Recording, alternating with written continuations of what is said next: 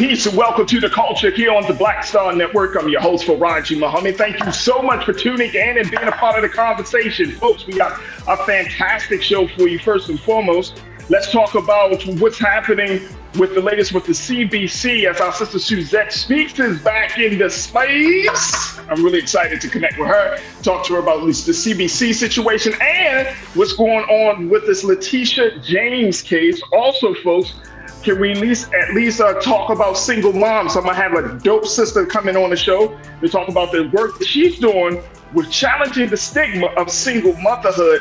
And then later, we're going to talk about ensuring the success of Black youth and businesses as we check with one economic administrator out of the Miami-Dade County area. So we got a lot to talk about. Stay tuned. It's all going to be happening in a few moments right here on The Culture on the Black Star Network. Let's go.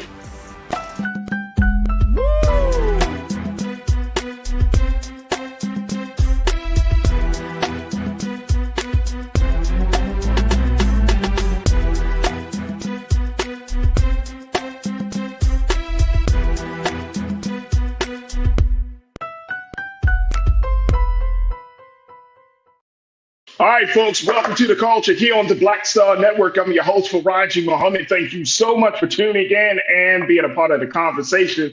I'm your host. I'm very excited to connect with you once again. Folks, make sure you do your due diligence, do justice. Make sure you join us in the conversation. Only space that you can join us in the conversation the way we engage you. That's right. We are streaming live right now on YouTube. Just go to Roland Martin's YouTube page and join the chat as we are connecting with folks all across this country and in some parts of the globe. As part of our culture crew, we would love to have your thoughts and for you to connect with us in our YouTube chat. Also, we're streaming on Facebook. We're also streaming on Amazon News or your Fire TV. And we're on Plex TV. And you can find us on those spaces 24 hours a day, 7 days a week. And we would love to connect with you. And of course, go to our home website at blackstarnetwork.com. Do your due diligence. Support us there financially. Make sure you follow us on social media and also check out all of the dope content that we are always streaming. There's always something happening and we're always streaming some great things. So make sure you can check us out at blackstarnetwork.com. All right, folks, it is Wednesday. And, I have my sister from another brother, always another mother, always checking in with us. I'm very excited because I haven't seen her. You know what I'm saying? She out and about doing her thing all across the country, being great. So my sister Suzette Speaks, who is the attorney and TV host, Suzette Speaks, checking in all the way from the great city of Miami, Florida. Hey, good afternoon, everybody. Good to be back. Absolutely. All right, Suzette, let's start the conversation. You went to the Congressional Black Caucus 52nd Legislative Annual Convention Conference. And we talked a little bit about that, but what's the big update? What's some of the big things that you walked away from that conference from? Except for not getting into, we'll talk about this later. You had a chance to visit the studios of Black Star Network, but that's another thing. That's another conversation. I did. That was my highlights. Hello, everybody. It's good to be back. Suzette Speaks in the building, representing 305. I'm so happy to be here. And I had an amazing time this past week when I was away in Washington, D.C., as Farajii said, attending the 56th Annual Leadership Conference and Legislative Conference from the Congressional Black Caucus. First and foremost, I want to say if you ever have an opportunity to attend, you should. Whether you're in your 20s, 30s, 40s, 50s, 60s, and up, you will find your crowd. I found that very unique about this conference. There were so many different demographic segments represented.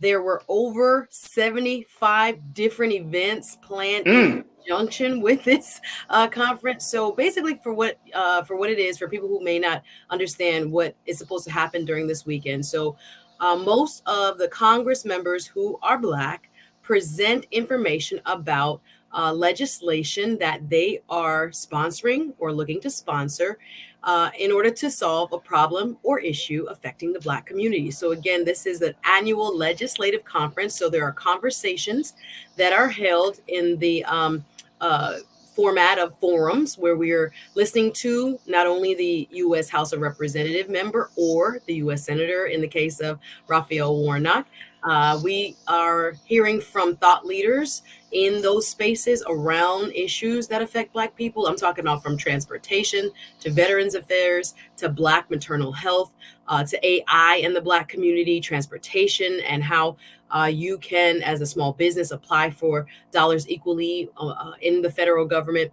And like I said, 75 different sessions. You were literally running from one to another. So many good sessions were actually happening simultaneously that I was spending 30 minutes in one and 20 minutes in another and trying to get to another. So what I would say we took away from this was that there was an exchange in what I would call a brain trust. The people who work on these issues on the ground, right? The folks who are in the legislative body who can make laws to help us resolve or address these issues adequately vis-a-vis the federal government. And of course, we had advocacy groups, we had lay people. You do not have to be involved in politics to have taken away something or have given something, because this is also a time where regular everyday people get to have an exchange with their elected officials. I don't know about you, but many folks never get to meet their United States Senator or their congressperson or their state house reps or state senators. But we had an opportunity to speak directly to the people about the issues that matter most. I will say highlighted, there was a forum about Young, Gifted, and Black. Maxine Waters had T.I., Yo-Yo, and MC Light was scheduled to be there talking about the evolution of hip hop. But more importantly, this Rap Act, I would say, I look at it much differently now, Farajii, when it's talking about why young Black men who happen to are rappers or happen to be in the music industry talk about lyrics that are, purportedly sharing information about maybe illegal or supposed illegal acts that they take part in. I really learned a lot about the wealth, the economic engine that nowadays our most popular rappers provide for their community. There was information given about the number of millionaires created around each and every rapper that you see that kind of becomes this viral sensation, how much more money they are earning than their predecessors, and why some believe this is an attempt to remove them and their influence, right? Not only the economic engines that they've become for their families, their friends, and their community, essentially building millionaires around them, but what it would mean to silence them in many other cases sometimes leads us to the real root as to why they have become the target of this First Amendment attack. But there were, like I said, I could go into Haiti and the diaspora. I went to a couple panels on Haiti and what's going on there. Of course, being from South Florida, where we have a large Haitian diaspora population. I sat with Spike Lee's wife, who had produced a movie on the sad, untimely deaths of two young Black mothers who, through no fault of their own, did the right thing, were in good shape, had husbands, and were well supported in their maternal journey, but still were ill-treated and mistreated, and therefore lost their lives in the delivery room. There were so many topics. My heart is full. When I tell you I'm overjoyed with the networking and just listening to what's going on, because what happens is there's also an exchange between states. When you hear what's going on in a Michigan, in a Georgia, can we take that as a blueprint into a Florida, into a Mississippi? I had a wonderful gospel experience. They have gospel nights and healing breakfasts, all these other spiritual aspects that sometimes our community loves also to partake in. But overall, like I said, the real work now starts on Capitol Hill. We've had the brain trust, we've had the exchange of ideas, we've had the update, the teaching, the opening up of the conversations with lay people and their civic leaders. It was an amazing event, and baby, I will be there next year. Trust and believe. I can't wait. You gonna be there next year though? I'm ready already. It was an amazing weekend. It was an amazing. That's awesome. That's awesome. I appreciate. First, I appreciate, and we appreciate the fact that you kind of just broke down just a little bit of some of the things, because some folks may not even understand how detailed and how in depth those conversations go, and because sometimes those things aren't really put out there on the public. I mean, we know that they're special, like there was the Phoenix Awards presentation and certain elements. But when you're talking about those workshops, that's where a lot of, and I love how you said it, the brain trust that's where a lot of the work starts to really kick in, that you're in those workshops, you're not just lollygagging and wasting time. You're thinking and strategizing how to deal with certain issues and problems, right? And that's what I found to be the best part of those type of conferences. That especially when you have all of this brilliance, all of this, insight, all of these resources in terms of human capital. Like you got all of these people in the same space at the same time. We should be walking out of that situation empowered, just like you have been empowered, heart full, ready and renewed to get back to work. And so, it's a beautiful thing. I know I saw my mayor Karen Bass. She was there as well. And I mean, when you read through the all of the news about it, like the who's there and everything, just to remove the less celebrity Hollywood style type of politics that we've been accustomed to, and getting down to the grassroots of, how we're going to make the quality of life for Black folks and other people in this country better. And I think that's what I always want to hear. Did you get a sense that people walked out of there? And I know we got to take our first pause, but did you get a sense that folks walked out of there feeling like, you know what, this things are going to get better. We even though we might be facing some real challenges now, we got what it takes to make things better. 100%. I think this was an opportunity for folks to become much more educated on the issues and what the legislative approach looks like. And, again, what their local congressional leaders were doing, and again, what the national landscape looks like as well. So, yes, there was so many opportunities just to get full and be poured into. Who gets to meet, a Jim Clyburn in person and talk to him and shake his hand and ask him what he's working on and things like this. I think there were very fruitful discussions. And now we will see, what they learned from. Pretty much the audience was just as much as the expert as the people sitting on the stage. When the people asked questions, absolutely, I was listening like, oh, okay, sis, you could have been a presenter. And, what they're offering while the Congress people are sitting directly there and their staff are in the room taking notes as to what is occurring. I think, yes, we will have some forward movement as a result of all that took place this weekend in D.C. Absolutely. We got to take our first pause. And again, we thank you so much for that update, Suzette.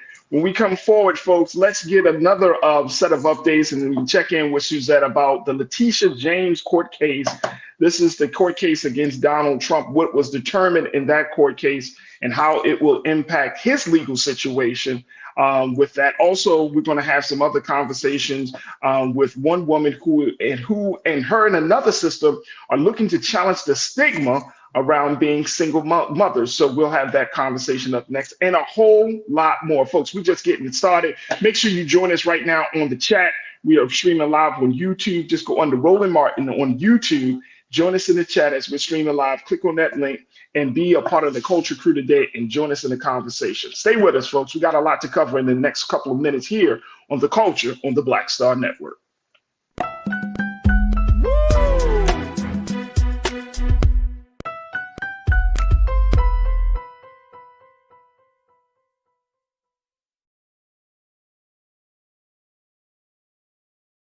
On his first day in office, with the country in crisis, President Biden got to work for us. Cutting Black child poverty in half, more money for Black entrepreneurs, millions of new, good-paying jobs. He's lowered the cost of living and prescription drugs. But there's more to do. He gets it because we all deserve dignity, safety, respect, and a chance to do more than just get by, but to get ahead. I'm Joe Biden, and I approve this message. Pull up a chair. Take your seat. The Black Tape with me, Dr. Greg Carr, here on the Black Star Network. Every week, we'll take a deeper dive into the world we're living in. Join the conversation only on the Black Star Network.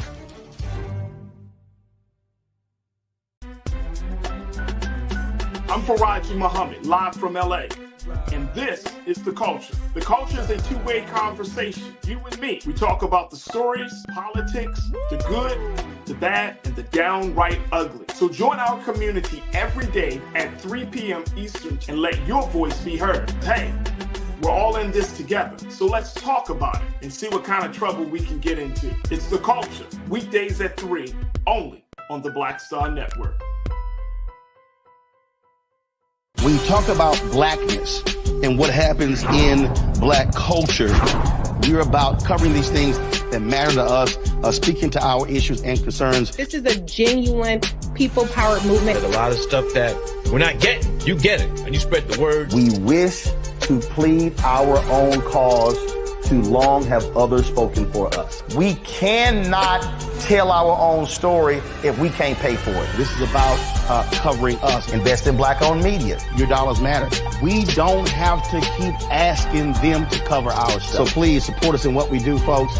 We want to hit 2,000 people, $50 this month, raise $100,000. We're behind 100,000, so we want to hit that. Y'all money makes this possible.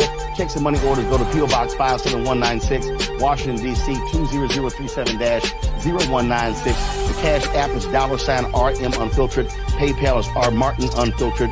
Venmo is RM Unfiltered. Zelle is Roland at RolandSMartin.com. Folks, Black Star Network is here. Oh, no punches! I'm real revolutionary right now. Support this man, Black Media. He makes sure that our stories are told. Thank you for being the voice of Black America, Roland. Stay black. I love y'all. All momentum we have now, we have to keep this going. The video looks phenomenal. See, this difference between Black Star Network and black-owned media and something like CNN. You can't be black-owned media and be scared. It's time to be smart. Bring your eyeballs home. You dig?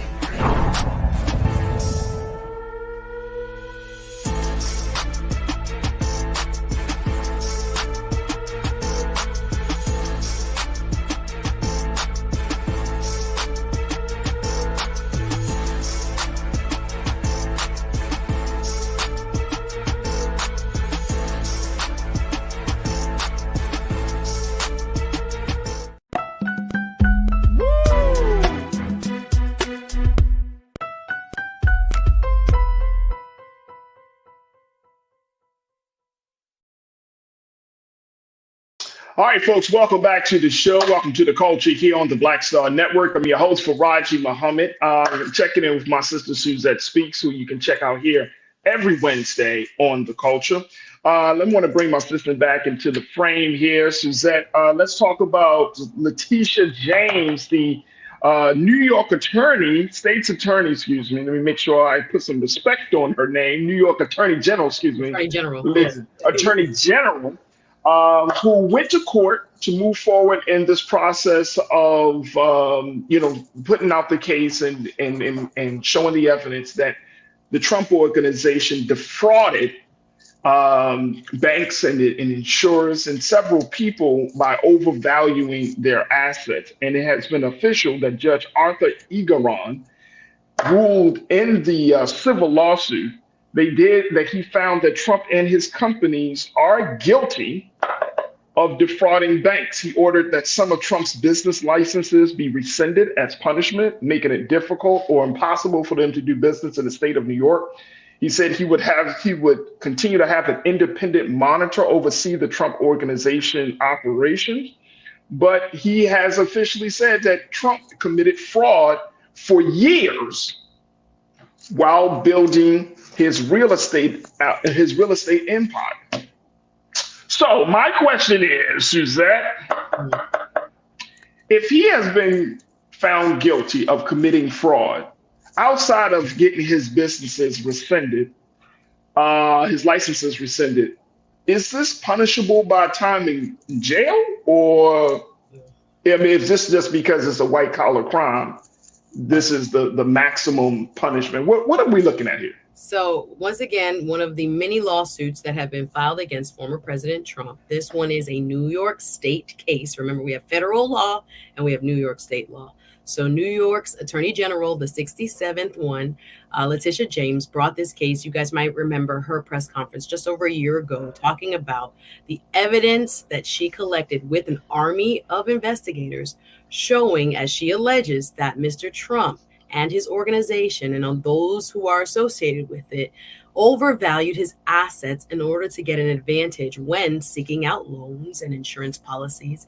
And this boils down to whether or not, when we say the word fraud, whether or not they lied, right? Whether they, on official documents that was submitted to banks, when they were trying to refinance properties, buy and sell properties, and even when they were paying taxes. The allegations really amount to, Farajii, them creating this overinflated book of assets in order to gain an advantage in business. So you can't, for example, just downright lie that your penthouse, say, is worth 20 million when in fact it's only worth 2 million. So it's kind of an over exaggeration and downright fraud of a grand scale that allowed him both the mythology that we've come to know that allowed him eventually to run for president, that he was this great businessman. But Letitia James's case has pretty much already laid out, based on what the judge's ruling was yesterday, that this has been a complete fraud and fabrication as far as his business and asset valuation. So the case will go to trial. She has set a date of October 2nd under this same judge. But the first part is to, in a civil case, this is not a criminal case. Criminal case, we look at jail time, right? This is a civil case, which means we are looking at punishment in damages, which would be fines or penalties. So she is seeking in her ask $250 million in fines, saying that over the course of this extended period of time, he has, in some ways, this is the allegation, avoided taxes, because when he wanted the business loans and refinancing and was selling the property, he would purportedly overvalue his asset. Yeah. When he went to go pay taxes on the paperwork, he would put that they were undervalued. So she's saying that within, the body of evidence that she has been able to collect, that it's showing a direct and, what should I say, a very damning pattern of trying to thwart doing fair business with banks, with insurers, such that Mr. Trump and his organization got an immense advantage and took, advantage of a system that does not allow us simply to lie about our valuation of assets within the business frameworks we have. So we're looking at the judge now in this first ruling saying, well, we can agree on the fraud. Right now we'll go to damages. This will not be a jury trial. It will be decided by this one judge. He's saying facts are so overwhelming that this is exactly what took place, that I don't need to put this in front of a jury. I can rule that basically as a matter of fact, basically accepting into the record that what was alleged looks as if it is completely true, that Mr. Trump and his organizations, you can call them co-conspirators, but I would say business managers, his son Eric, Trump Jr., his lawyers, his CFO. There are, I think, about 6 individuals mentioned in this ruling, where the judge first took the step of revoking the business certificate. In other states, it might be called like the business license for them to do business. So this is a deep blow. All those Trump Towers, all the other real estate that he owns technically. Yeah. I've heard it called, an out of order sign to be put on these businesses. But it's basically his certificate has been revoked, which is step one. But the remainder of the trial will proceed next week. So we'll see what damages, if in fact he's found that he must pay, how much damages he will and fines he will incur. Wow. Let me go to the crew because folks are checking in. Pretty Brown Mimi 726. Mimi, good afternoon. You said between Tish James and the sister Fonnie Willis in Georgia, one of them is going to get Trump. Yes, it looks like that might be the case. Turn the page. Thank you so much, Mimi. Turn the page. You checked in and said Letitia James is a badass times 10. She and Fonnie Willis operate without fear. You're right. Real Brooklyn, thank you. Turn the page. Real Brooklyn, my brother, you said Letitia J has been legit for a minute. She was doing big things during the de Blasio era, which makes her even more formidable. My worry is she could be using the Trump issue to catapult her status.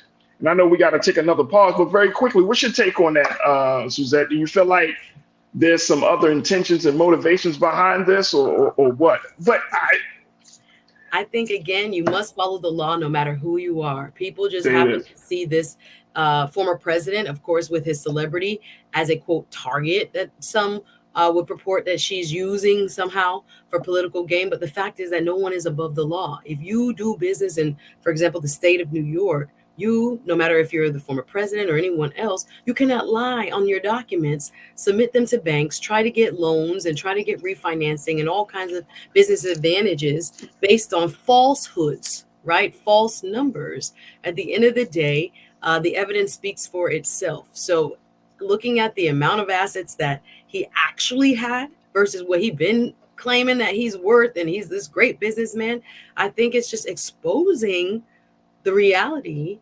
based on the facts, right? So we got to be very careful.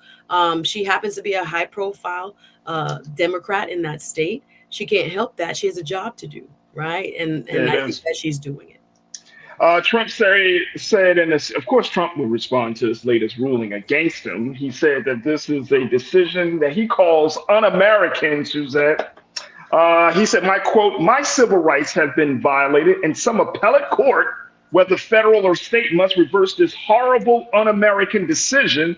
He wrote this on his Truth Social site. He said he insisted his company has done a magnificent job for New York State and done business perfectly, calling it a very sad day for the New York State system of justice.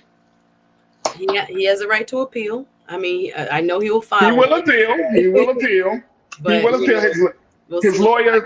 His lawyer, Christopher Akai, said that they will appeal, calling the decision completely disconnected from the facts and governing law. Okay. Well, like I said, we'll see when the trial begins. There were, over 8 hours of deposition taken by Mr. Trump where he took, and he has the right to, the Fifth Amendment over 400 times. And you do have a right not to incriminate yourself or to, make it seem as if you are involved in any way where, something that you say could be misconstrued. So he has that right. But there's just evidence and facts. And from that, again, this judge already has said, there has been fraud. That's the first thing. And then someone's saying, you're not saying guilty because it's not criminal law. But again, did fraud take place? And this judge in this very contentious and testy hearing, he was banging his fist. You cannot lie on documents. Like during the hearing, he said it was a big back and forth between both sets of lawyers and this judge. So this is a very serious allegation. And again, you can't cover it up. It's in the court of law now.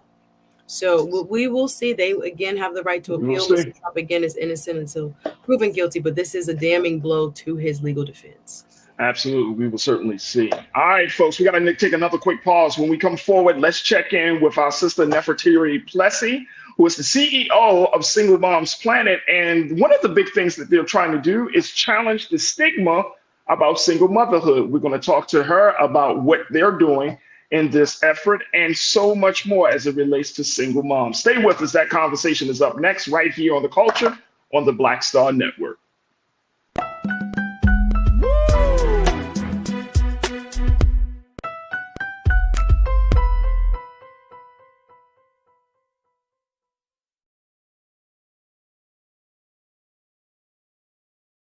President Biden has delivered for Black America. More funding for Black entrepreneurs. Millions of new good-paying jobs. He's lowering the cost of medications and the cost of living. Joe Biden is delivering for us, and that's the facts. Pull up a chair. Take your seat. The Black Tape with me, Dr. Greg Carr, here on the Black Star Network. Every week, we'll take a deeper dive into the world we're living in. Join the conversation only on the Black Star Network.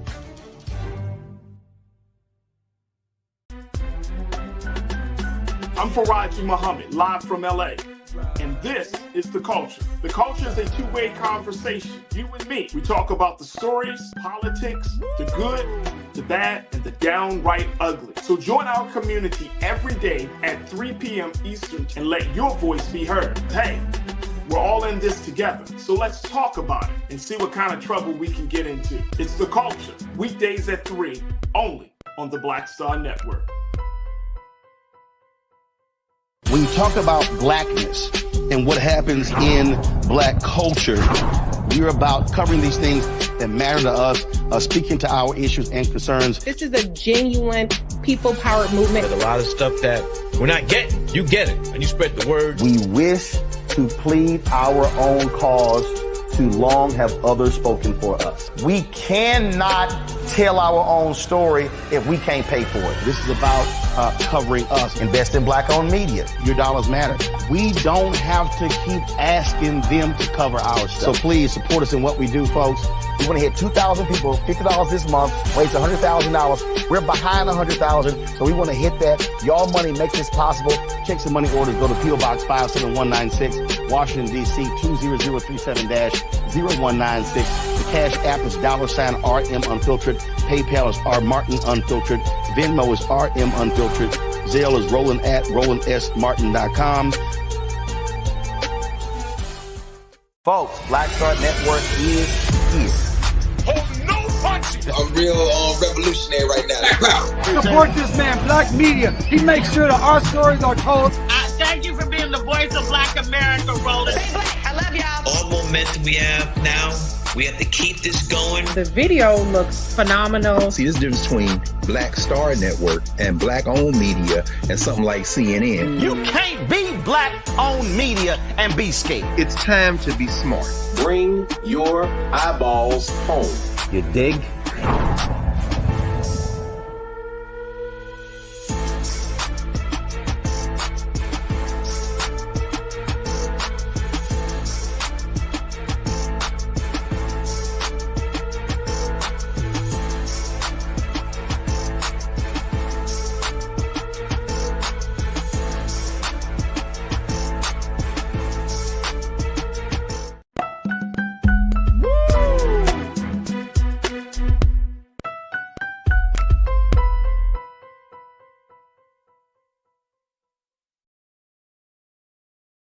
All right, folks, welcome back to The Culture here on the Black Star Network. I'm your host, Farajii Muhammad. Thank you so much for tuning in and being a part of the conversation.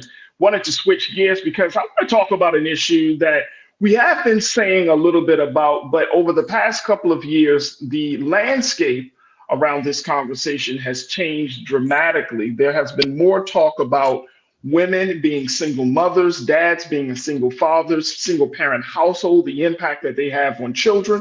And all of this, and it has led to many nuanced conversations. Now, there has been a number of new statistics that have come out to show that this is a changing dynamic in America, that the family unit is looking much more different, especially considering there's a decline in marriage. Did you notice, folks, that there's a decline in marriage in the United States that crosses class lines, but is far more pronounced, according to the study, among Americans without college degrees. They have found that college-educated Americans, though on average more politically progressive, continue to form their families in traditional ways, first marriage and babies.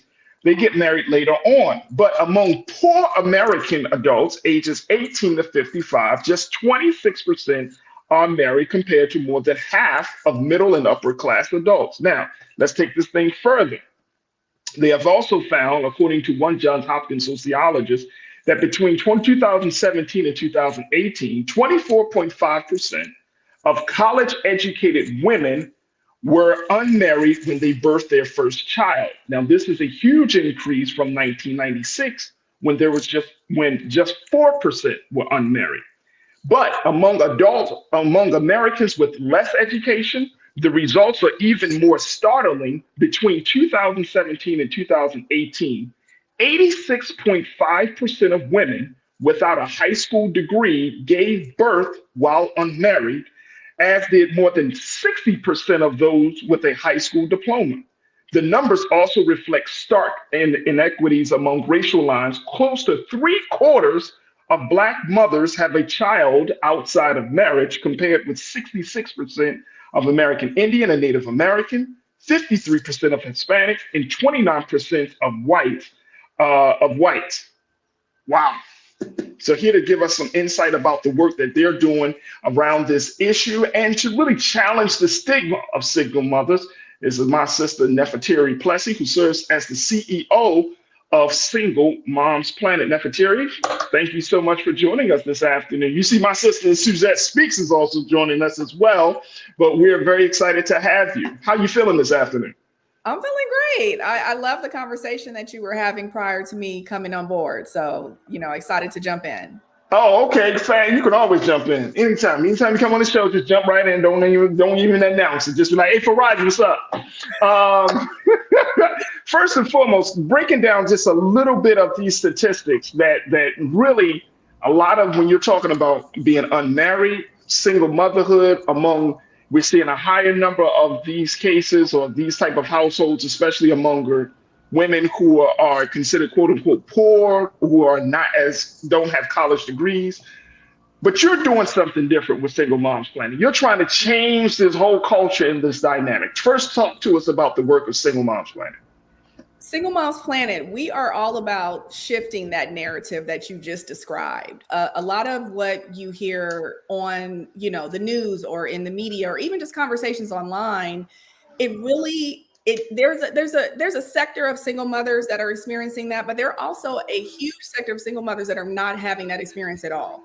They're educated, they are self-sufficient, they're taking care of themselves, they're dating. Some of them are co-parenting successfully. They're going through therapy, they're connecting with their communities and really starting their own companies and businesses. And those are the single mothers that we've been attracting with Single Moms Planet. So it's been a beautiful thing to be able to really create a story that doesn't have that same narrative that a lot of the media is communicating to us. So a lot of that is, and I'm sure you've been hearing this as a Black woman, that the picture, the visual of the single mom is a Black woman. The picture of a single mom is a Black woman that lives in urban centers in some of your major cities.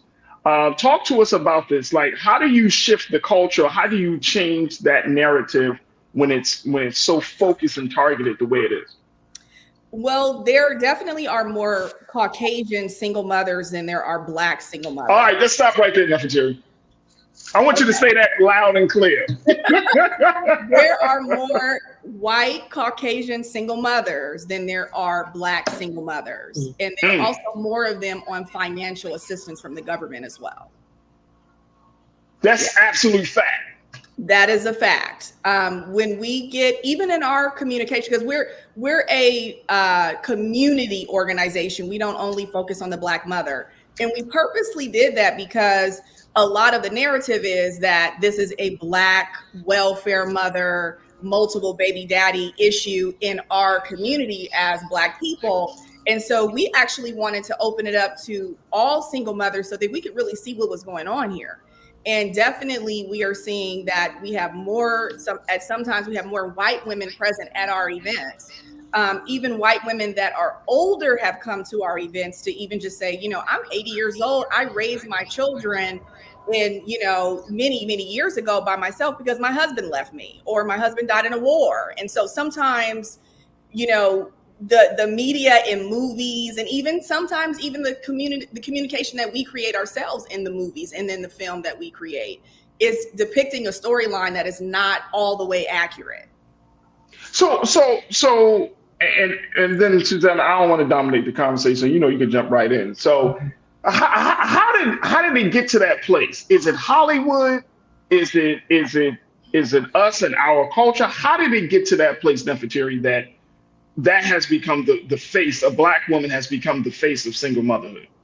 I think we're an easy target, right? We're an easy target. And just even the history of how single motherhood came to place, just wanting the father not to be in the household so that the mother could receive benefits. And maybe her husband, when it's actually in war, he comes back, he's mentally ill, he can't hold a job or he can't get a job. So then he's displaced out of the household because he can't really bring in enough income to bring in more than what the government is offering. So it is a way for them to divide that household. And it's unfortunate.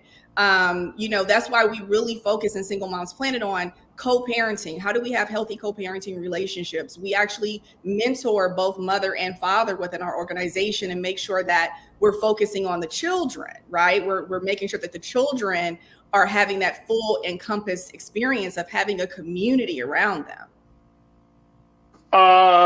Suzette, what's your take of that? I have such a deep question, but I think we're right up on on the break. I will like to add to Nefertari's response that this came about really strongly in the Reagan administration. You have to remember that term welfare queen came out of his lips. And so we, as Black women, have really never escaped that stereotype, right?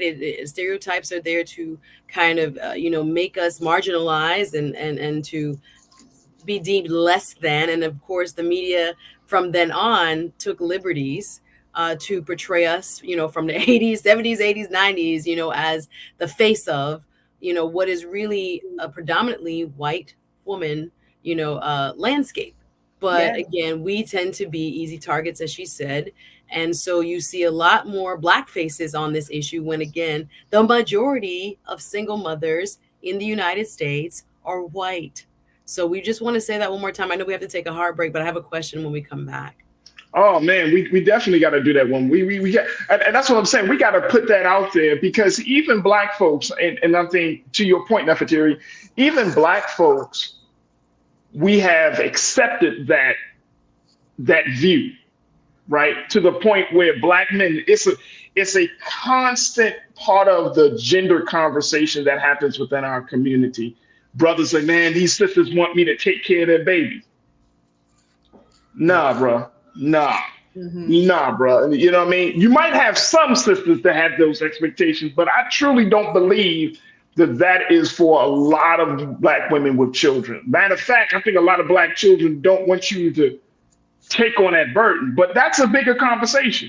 And that's the type of conversation. And I know, Nefertari, you're in so many different spaces that you probably hear the gambit of excuses to reasons as to why, this is a true fact when in actuality it's not. It's absolutely not. And even when we communicate with the fathers and the men in our communities, every man that I know takes care of his children. He's not watching his children. He's taking care of his children.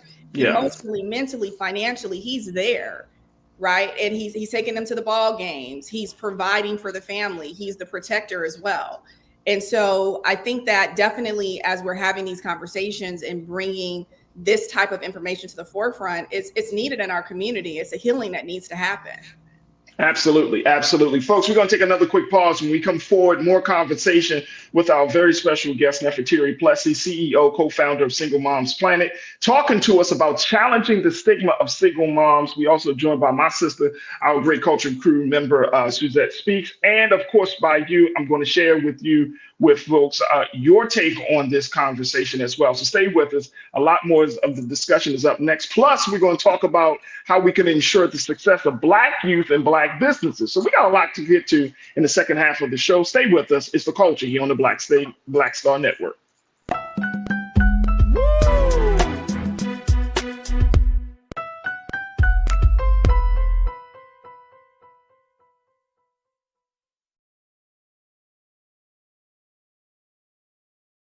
On his first day in office, with the country in crisis, President Biden got to work for us. Cutting Black child poverty in half, more money for Black entrepreneurs, millions of new, good-paying jobs. He's lowered the cost of living and prescription drugs. But there's more to do. He gets it because we all deserve dignity, safety, respect, and a chance to do more than just get by, but to get ahead. I'm Joe Biden, and I approve this message. When you talk about Blackness and what happens in Black culture, we're about covering these things that matter to us, speaking to our issues and concerns. This is a genuine people-powered movement. There's a lot of stuff that we're not getting. You get it, and you spread the word. We wish to plead our own cause.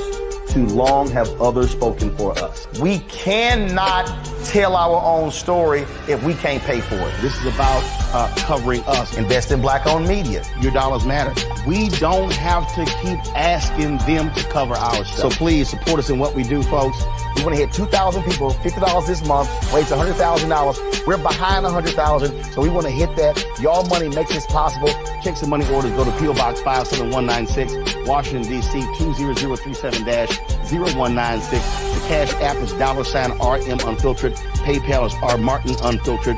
Venmo is RM Unfiltered. Zelle is roland@rolandsmartin.com.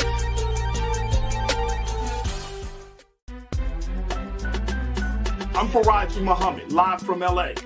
And this is The Culture. The Culture is a two-way conversation. You and me. We talk about the stories, politics, the good, the bad, and the downright ugly. So join our community every day at 3 p.m. Eastern and let your voice be heard. Hey, we're all in this together. So let's talk about it and see what kind of trouble we can get into. It's The Culture, weekdays at 3, only on the Black Star Network. Folks, Black Star Network is here. Oh, no punches! I'm real revolutionary right now. Support this man, Black Media. He makes sure that our stories are told. Thank you for being the voice of Black America, Roland. Stay black. I love y'all. All momentum we have now, we have to keep this going. The video looks phenomenal. See, this difference between Black Star Network and Black-owned media and something like CNN. You can't be Black-owned media and be scared. It's time to be smart. Bring your eyeballs home. You dig?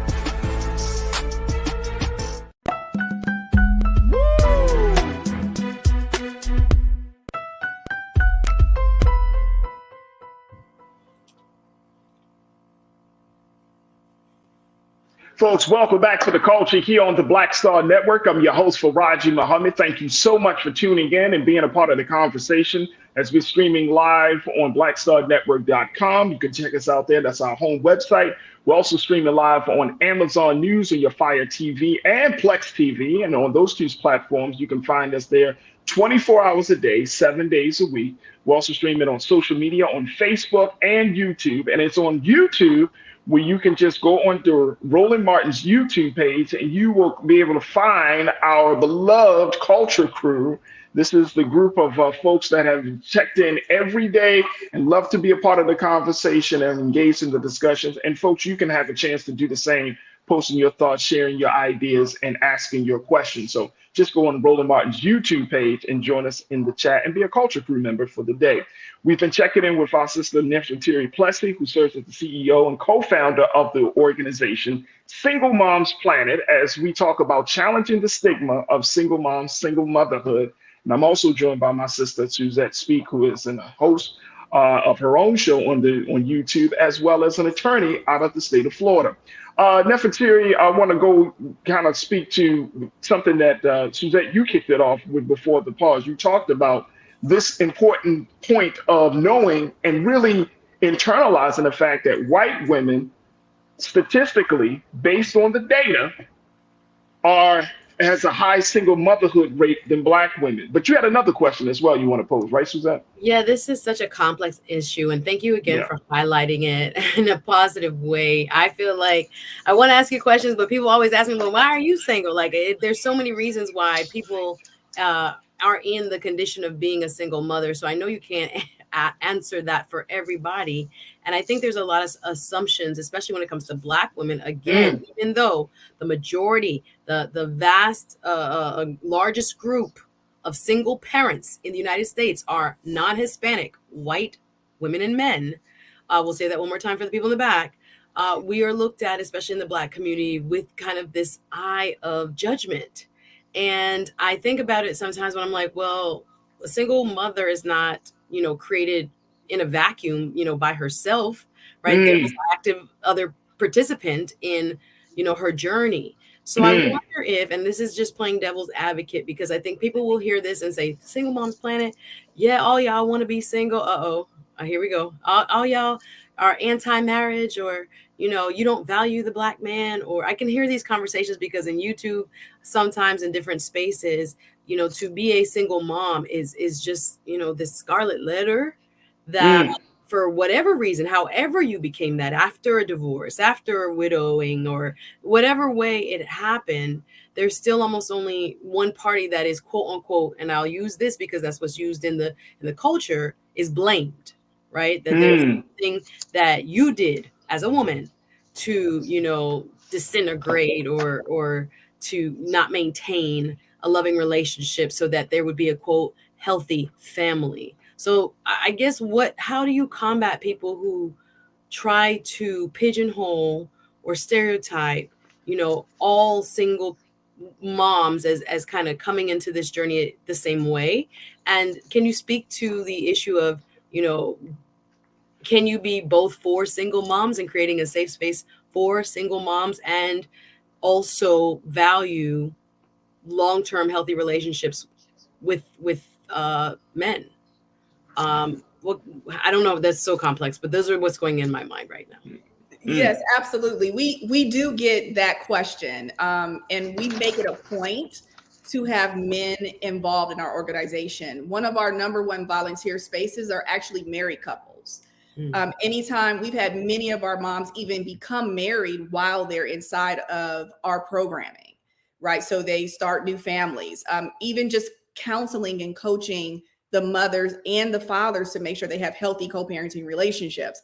I have a very healthy co-parenting relationship with my ex-husband. And so a lot of what we are communicating and training comes from myself and my co-founder, Cole Patterson, and our relationships that we have with the fathers of our children and our ex-husbands, because it's like, look, a lot of the times we don't have the answers. Sometimes you're learning as you go. But if you really set aside what it is that you have at stake and put in what it is that's really at stake, is really the children, right? Having healthy families for the children. And we focus on that a lot. So when we focus on families for the children, we have women bringing their mothers to our events, grandfathers, mothers are bringing their brothers, their sisters, their cousins. This is a community organization, right? So even though we're called Single Moms Planet, we need the support of the community for us to actually raise these children and have harmonious relationships with the family unit. It doesn't just take one person to raise a child. And some of our moms, they are experiencing being completely isolated in raising their children alone. Maybe both of their parents have passed away and their partner is nowhere to be found. That does happen. And that's where organizations like Single Moms Planet comes in. You know, we provide counseling, we provide support through financial literacy. That's our number one key pillar. We also go into business development and climbing that corporate ladder so that mom really gets her financial foundation in order. And then we also support with childcare as well. So childcare and summer camp are two of the most highest ranked areas where mothers are just losing it because they don't have the financial wherewithal to cover all the things. And so when we go into Single Moms Planet and we target the community with our messaging, we really make it a point to shift our narrative and shift our messaging. Even the reason why I started the organization was because my mother raised me as a single mother, and she's a working single mother. And I didn't experience this down and out lifestyle that was being depicted on the media. My mother went to work, she went to school, she was active, she's in like the best shape of her life. She travels, we traveled together when I was younger, and she just figured out how to make it work. And I believe that as I started investigating and really not listening to the media, but talking to the mothers individually, having coffees, having lunches, and then creating events and community, I realized that more women that were in the single mother space or the co-parenting space were like my mother. They weren't like what the media was depicting us. Down and out and downtrodden and a lot of single moms I know have 2 and 3 degrees. They do. Right? Some were married, some were not, right? Yeah. Some the relationship didn't work out, but they're highly educated people that are single moms, exactly. Right? Who can provide, as you said, the financial resources by themselves, while there are definitely single moms who struggle. And I want to ask you, what do you find single moms need most as far as the community? They need space to create their dreams. That's the thing they need the most. A lot of the single moms are launching their children day in, day out, minute to minute, moment to moment, and their dreams get put to the side. And so we really create that space for them to ignite that fire again in their lives and really go after what they want. And then giving them the room to ask themselves, what do they want? A lot of the times we're just operating. No one's asking us, how are we really doing? right? When someone says, how are you? We start talking about our children. We disassociate with the fact that I'm a woman. Yes, I'm a mother, but I'm a woman first. I'm Nefertiri. Who am I? What do I really want from my life? Right? Because at some point, my children are older now. These children have a whole life of their own. So they do not stay underneath mama for the rest of their lives, right? So, and that's our goal, right? We want them to launch and be successful. So it's like, how do we really let that mom create that space for herself to dream big? I love it. I love it. Nefertiri, I got to ask about, and there's so many questions, and Suzette, that's why I enjoy having you on the show. You causing me to think, and I'm like, damn, which question I'm going to ask? But the mental health of children, this has often been a part of the conversation, right? Like we could talk about, and I love what you just said about women. Like I'm a woman first, I'm a mother. That's one of the many roles that I play in my life. I'm a mother, but I'm a woman. So when we look at the mental health of our children, if they find that their parents are not getting along, and look, I'm a huge advocate of women and men not being a part of relationships that are broken. It does nothing. And I think, but all of us here, we have all heard that was the kind of like the culture of our grandparents, where our grandmother and grandfather, they weren't happy, but they stayed just for the children. And now we're in a space where a lot of women in particular are saying, no, I can't stay just for the children because I'm going to lose that happiness within myself. So I wanted to kind of get your sense of like, what are you hearing? What do you hear from children? How do you address the mental health that if mom and dad were once in a household and that's not the case anymore? How do you ensure that the mental health of the child still stays intact, still stays healthy, still stays respectful? So when dad comes into the picture, or even when mom comes back into the picture, that there's still love, there's still this respect there. How does that happen? We love to start off with the mother and then also her parents, right? So a lot of what we are taught about love and care and connection is from our parents, right? So we want to make sure that the mom and then also her nucleus support is also feeling that support and that healing. We have multiple licensed psychologists and therapists that are a part of our organization that pour into our mothers through our conferences and our communications. When we get to the children's space, we really want to make sure that the children are heard, right? So a lot of the times we feel like the children are not speaking to us. Okay, well, why? What environment did I create that made the children feel they can't communicate? Or the children may have experienced witnessing domestic violence, or they may have been a part of domestic violence disputes. And so there are definitely programming that we put the children and the mothers through that are through our licensed therapist partners that help allocate that. Our main focus is just making sure that there is a healthy mindset, that the children are thriving and that they're happy and healthy. And we get rid of our egos, right? Like that's the number one thing. We have to get rid of our egos and put them to the side in order for us to have those breakthroughs for our children and for them to feel safe. Absolutely. I got one more question, then we're going to have to take another pause. But what do you say to people who say, oh, single moms planet, they're glorifying single motherhood? Has your view of the family unit changed? I mean, personally, since you've been doing this work, Nefertiri, and for your partner, Cole, has it changed now that you are in this space? Because I know we all kind of grew up and been conditioned, hey, when I get married, I'm going to stay married. I'm going to find my partner and it's going to be great and all of that stuff. But life happens. People change. Things happen, right? So does your personal view and how is that incorporated into your work? Did you have to mature and say, hey, you know what? This is my new family space. And I'm going to start this organization to help to uplift and empower. But what do you say to people who say, but you still seem like you're glorifying it? Right. So what we are doing is actually creating a space for the mom to have healing, right? And when the mom has healing, which is what the same healing we had to go through, it allows us to actually grow our community and empower our community. We can't hide from the fact that there are single mothers. There are women who are doing in vitro. There are women who are co-parenting. There are women who are choosing to adopt, right? So there's so many different layers as to how a woman becomes a single mother or a co-parenting single mother. And so we step out of the way of how she identifies herself and just really bring her the resources that she needs. For Cole and I, and especially for myself as well, as our children got older, I have 2 teenage boys now. They live with their father primarily. He has 80% and I'm with the children 20%. I go to all the games. I'm like the assistant. He's still head of the household. Even when we co-parented and we were not together, I still looked at him and honored him as head of the household. Those are his children. Those are his sons, period.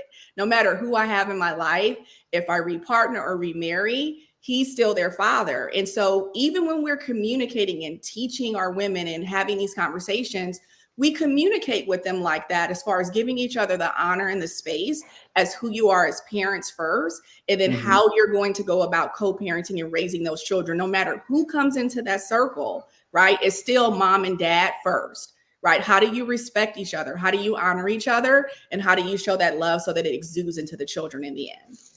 Hey, Suzanne, I don't know about you. That sounds like some maturity right there. That is some great perspective. That sounds like some, yo. We can get a little bit more of that. My God. Boy.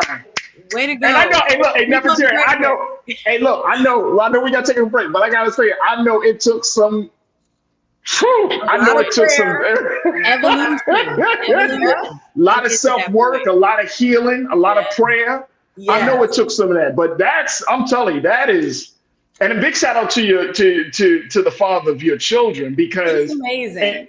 And look, we announced yesterday that we're going to be hosting a Black Men's Summit in October, and this is actually one of the pieces that we're going to talk about Black men in family units, because a lot of people don't know this, but Black men who are divorced, Black men who go through any type of change, major change in their relationship, and they have children, they suffer from everything from depression to a high level of loneliness, because they don't have the support systems in place like women do, like a Single Moms Planet. So I'm happy to see that you have a space for dads to come in as well.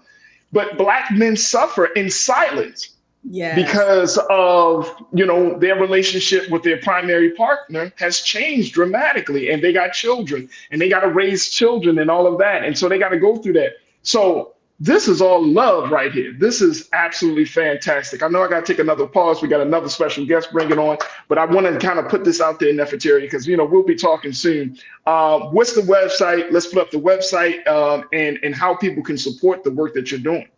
Definitely. So we're at singlemomsplanet.org, and all of our social media is at Single Moms Planet. We have a beautiful community. We'd love for you to participate. We have amazing events that are happening throughout the U.S. Our hub is in Los Angeles, California. So check out our website and you'll be able to see all the things that we're doing in the community for single mothers and just the family unit in general. Absolutely. That's my sister, Nefertari Plessy.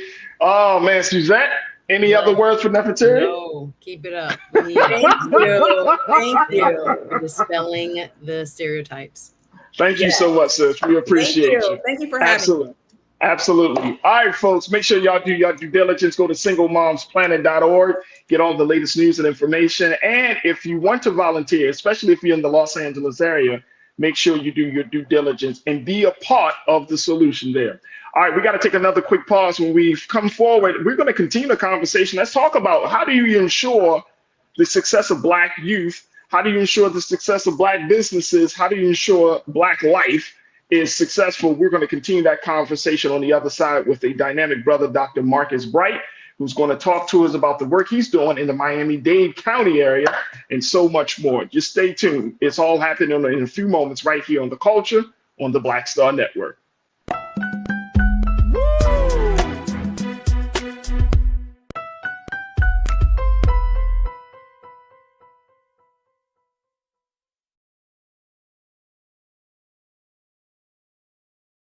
President Biden has delivered for Black America. More funding for Black entrepreneurs. Millions of new good-paying jobs. He's lowering the cost of medications and the cost of living. Joe Biden is delivering for us, and that's the facts. When you talk about Blackness and what happens in Black culture, we're about covering these things that matter to us, speaking to our issues and concerns. This is a genuine people-powered movement. There's a lot of stuff that we're not getting. You get it, and you spread the word. We wish to plead our own cause. Too long have others spoken for us. We cannot tell our own story if we can't pay for it. This is about covering us. Invest in black-owned media. Your dollars matter. We don't have to keep asking them to cover our stuff. So please support us in what we do, folks.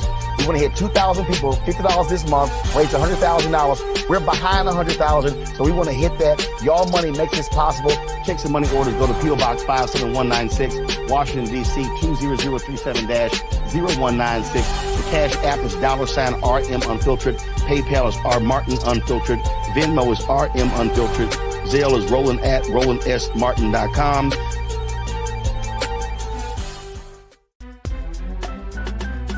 I'm Farajii Muhammad, live from LA.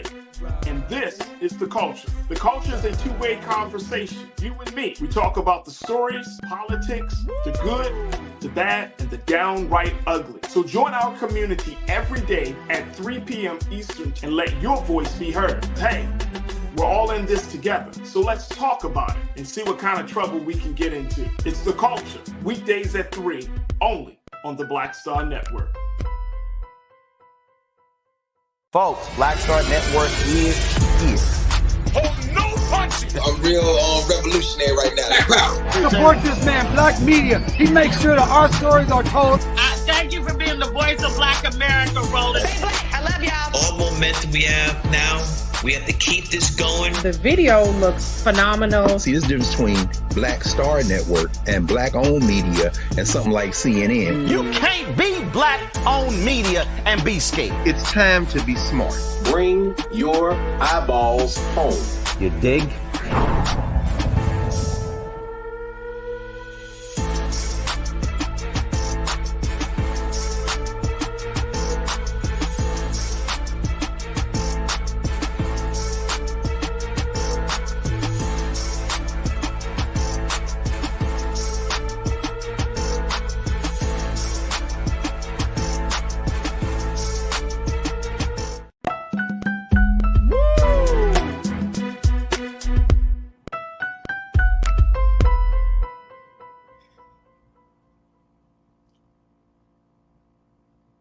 All right, folks, welcome back to The Culture here on the Black Star Network. I'm your host, Farajii Muhammad. Got my sister, Suzette Speaks, host and attorney out of the state of Florida. Man, oh, man. Man, oh, man, Suzette. Yes. Now it got me thinking about families and young people and whatnot, man. Yes. That was dope, man. That was absolutely, that's true. Fresh take on single motherhood. I really enjoyed that.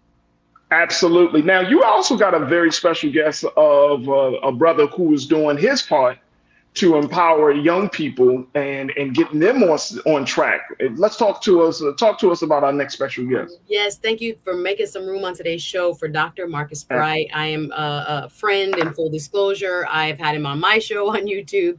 But I want to talk about some of the dynamic research they have been doing through an organization called the Miami-Dade Economic Advocacy Trust. And I know we have a quick slide on that, but basically it's one of the, and I'll go ahead and read it. You guys can put it up, please. And Miami-Dade Economic Advocacy Trust's mission is to ensure the equitable participation of Blacks in Miami-Dade County's economic growth through advocacy and monitoring of economic conditions and economic development initiatives in Miami-Dade County. So this is what happened. MDEAT funded and released a University of Miami commission study examining youth arrests trends in Miami-Dade from 2010 to 2022. The study reveals that Black youth were arrested at a dramatically disproportionate rate despite of being statistical minorities.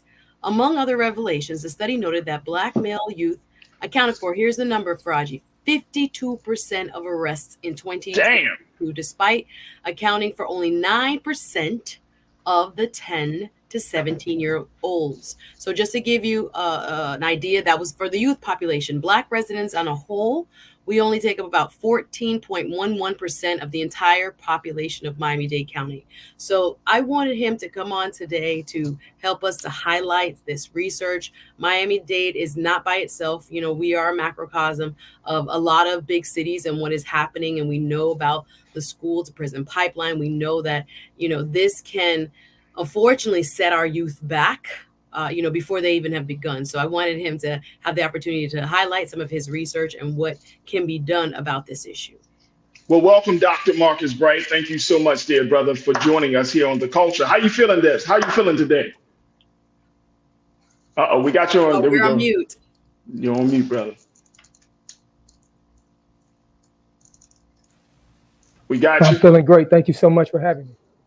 Absolutely, absolutely. And Suzette is as she's talking about the work that you're doing. First, what was the inspiration? My question, Dr. Bright, is what was the inspiration behind even putting this data together? Well, our executive director, Mr. Bill Diggs, he, in looking at youth arrest data in Miami-Dade County, he summoned a group of us from our department to work with the University of Miami to find researchers who could deliver this kind of high quality study. And those researchers led by Dr. Todd Warner did an exceptional job of putting together this study, which illustrates the nomenclature of the school to prison pipeline. And we think that we want to leverage this data, this proof of a systematic pattern to hopefully bring about transformative policy change as well as practice change. In the same way that Birmingham in 1963 dramatized segregation and led to the Civil Rights Act, and Selma dramatized the Barriers to Voting Rights Act, the barriers to voting, and led to the Voting Rights Act. We want to dramatize a shameful issue. We want to dramatize a condition that has put forth so many barriers and so many limitations on generations of people. Now, and it dovetails right into the conversation that you all were just having about family dynamics. As Suzette mentioned, the mission of our agency is to ensure the equitable economic participation of Blacks in Miami-Dade County. It's hard to participate with a criminal record. It's hard to participate when you don't have a school system that has programs that are preparing young people to be economically viable for the future of the economy. So we want to bring all of this to the light. We want to dramatize this data, and I think that the school to prison pipeline and mass incarceration is arguably the issue of our generation. This is something that has been so. Tupac said in the 90s that it's not a secret, don't conceal the fact that penitentiaries packed and it's filled with Blacks, and we become so used to it. We become so desensitized to it. This is not even an election issue. When's the last time this has been on the national radar in terms of real policy solutions being offered? And so with presidential candidates come from the state of Florida, this should be a presidential issue. This should be a voting issue. This should be something that we demand a plan, and we demand immediate action. Absolutely, absolutely. And Suzette, I mean, I know that by you being as an attorney, what are your thoughts on is this more of a legal action? Is it an economic action that we need to take? Where do we start with this? Or is this just the simple fact that, as Dr. Bright mentioned, culturally, it's no longer a priority? No, I think this is a great first step of laying the foundation for the truth. Again, and with my attorney hat on, people like to deny, actual facts, but you can't deny them. Once we see this kind of longitudinal study that has been done looking at true numbers versus the population size in terms of who it seems are the brunt of the arrests in Miami-Dade County. Again, this story is not unusual for any large urban area, but we see disproportionately that Black youth are, in fact, those at the end of the law enforcement penalties. And again, this can change the trajectory of their lives at very, very young ages. And I want to ask Dr. Bright, as what are the implications that you see? I think we could see, legal interventions and perhaps lawsuits. But what would the Miami-Dade Economic Advocacy Trust like to see as a result? What are the implications that you find are necessary in terms of change that we want when it comes to what this study, produced and showed to be fact, that we are only a very small part of the population here. 14%, as I said, 9% of our youth between 13 and 17 are Black boys. So what are the implications of the study in your opinion, sir? Well, it's a multifaceted issue, cross system. There's not one silver bullet. We're actually having a school to prison pipeline symposium for those in South Florida on October 5th at 5:30 p.m. at St. Thomas University to really galvanize around this issue and to put forth and to take in potential solutions. One solution that we want to put forth is the need for universal early learning coverage. So many of our young people are going into school already behind from a literacy, from a reading standpoint, and then they stay behind by that third grade period. In third grade, you're supposed to be reading to learn, and then by the time they reach high school, a lot of our high schools, 70% of the school are not reading on grade level, and so then you become disillusioned with school.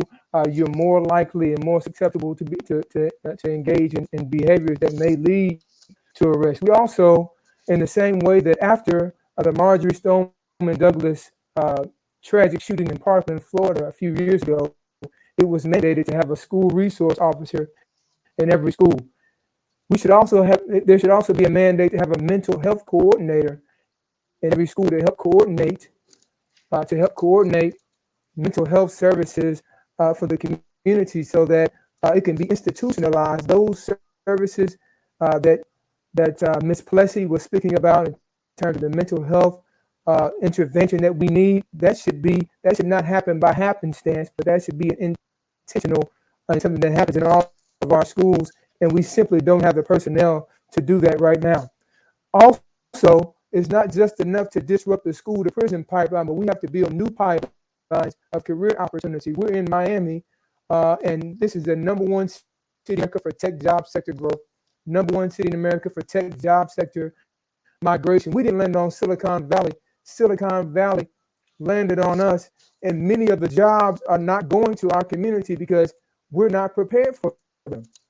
We're not prepared because the skill sets are not the mechanisms, the curriculum to gain the valuable skill sets are not in the school system. Most of the schools don't have computer science. If they do have it, it's at a bare minimum level, and that's just one of the marketable skill sets. There are 700,000 jobs, for example, in cybersecurity that are unfilled right now in our country. We need to have those industry recognized credentials embedded in our schools. We need to have trade certifications embedded in our schools so that our young people can graduate with a certification that will enable them to be economically viable in this economy, so that they'll be less susceptible to the school to prison pipeline.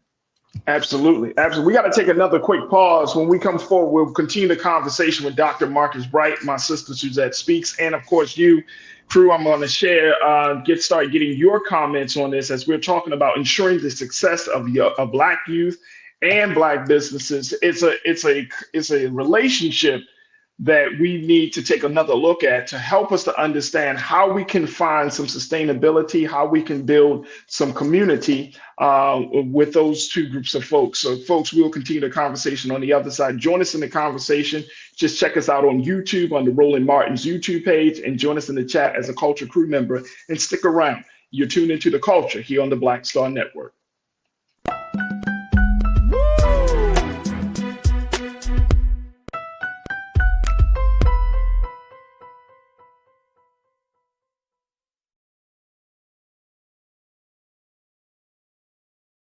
President Biden has delivered for Black America. More funding for Black entrepreneurs. Millions of new, good-paying jobs. He's lowering the cost of medications and the cost of living. Joe Biden is delivering for us, and that's the facts. Folks, Black Star Network is here. Oh, no punches! I'm real revolutionary right now. Support this man, Black media. He makes sure that our stories are told.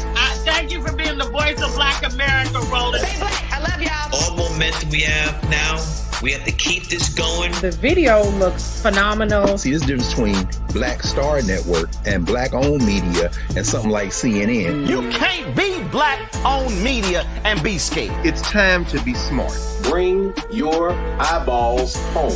You dig?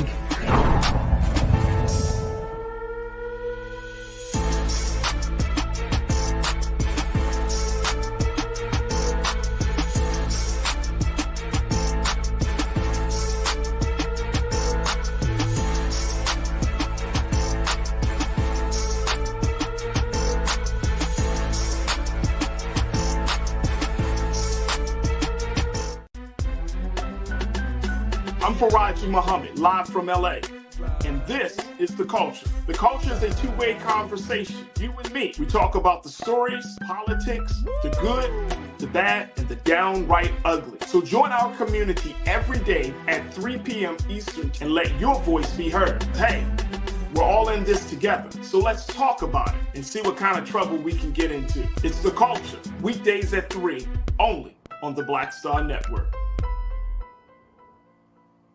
When you talk about blackness and what happens in Black culture, we're about covering these things that matter to us, speaking to our issues and concerns. This is a genuine people-powered movement. There's a lot of stuff that we're not getting. You get it, and you spread the word. We wish to plead our own cause. Too long have others spoken for us. We cannot tell our own story if we can't pay for it. This is about covering us. Invest in Black-owned media. Your dollars matter. We don't have to keep asking them to cover our stuff. So please support us in what we do, folks. We want to hit 2,000 people, $50 this month, raise $100,000. We're behind 100,000, so we want to hit that. Y'all money makes this possible. Checks and money orders go to P.O. Box 57196, Washington, D.C. 20037-0196. The Cash App is $RM Unfiltered. PayPal is R Martin Unfiltered. Venmo is RM Unfiltered. Zelle is Roland at RolandSMartin.com.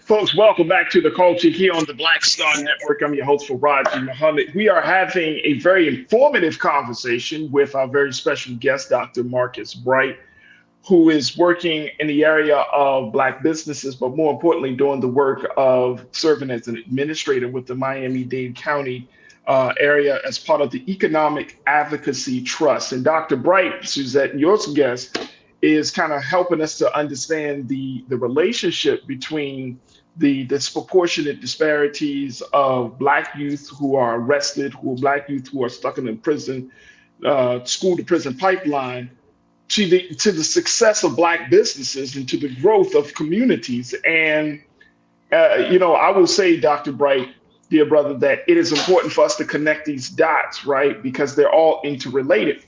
And so this is one of those conversations that you really got to tune into, because people, it's something that we talk about, but at the end of the day, it requires work. It requires collaborations and partnerships from everyone from school officials to law enforcement officials to community members. I mean, it requires a all hands on deck response. And Suzette, again, we thank you for inviting our brother to the table, because it's just too important. We're seeing it time and time again. My son is a fourth grader, and thinking about that one statistic that by the time a Black boy gets to the third grade, that things start to change. And I thank God that my son, of course, I'm in his life. He got his mom in his life, but then he had a Black teacher, a Black man who's a teacher in his second grade, who helped him to shape his sense, right? And so just kind of making sure that the path that he takes as he grows up, that there is that constant affirmation of his Blackness, his boyness, his value, right? And that he has a support system. He has his dad and a mom who's going to be there for him. So Susan, I just wanted to throw that out there, because there's a lot of different pieces to this conversation. It's not just about economics. It's not just about, making sure your children get to school. There has to be a community there. Yeah, absolutely. But it does start with the education piece, because I want to ask a little bit more about why this is happening. At the CBC, Congressional Black Caucus, I was looking for my notebook real quick on break, because I sat in a discussion that talked about the role that police play who are inside of schools. That school resource officer, Farajii, they say once a resource officer is placed inside a school, the amount of arrests in that school goes up exponentially. And there was an argument being made. Wait a minute. From the resource officer aides, not officers inside school. I had never heard it placed like that until I went to this forum at CBC. So I thought, wow, you think protection, and you think, but the county sheriff not just sitting there every day twiddling his thumbs, he looking to do a job, right? So instead of there being some sort of administrative remedy, oftentimes we see arrests go up dramatically due to resource officers. Now, everybody in speaking of different departments have different policies around this country. I'm not speaking again for Miami-Dade. I am just looking at, post the discussion we had at CBC that, again, we brought to light what is going on and why.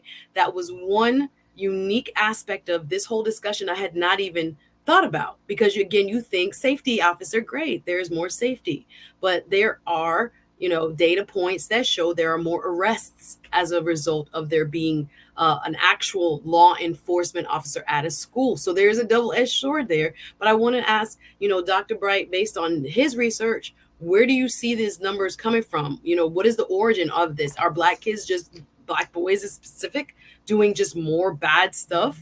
What is happening here, and why do you think these numbers are skewed the way they are? You're muted, sir. Sorry.